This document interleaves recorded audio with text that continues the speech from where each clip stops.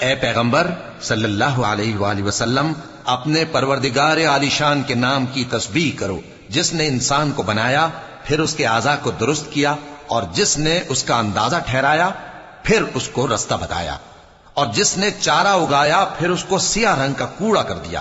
اے نبی صلی اللہ علیہ وآلہ وسلم، ہم تمہیں پڑھا دیں گے، پھر تم فراموش نہ کرو گے، مگر جو اللہ چاہے۔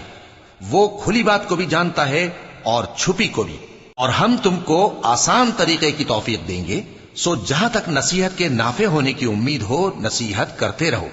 جو خوف رکھتا ہے وہ تو نصیحت حاصل کرے گا، اور بے خوف بدبخت اس سے کترائے گا۔ جو بڑی تیز آگ میں داخل ہوگا، پھر وہاں نہ مرے گا اور نہ جیے گا۔ بے شک وہ مراد کو پہنچ گیا جو پاک ہوا، اور اپنے پروردگار کا نام لیتا رہا اور نماز پڑھتا رہا۔ بات یہ ہے کہ تم لوگ تو دنیا کی زندگی کو ترجیح دیتے ہو، حالانکہ آخرت بہت بہتر اور ہمیشہ باقی رہنے والی ہے۔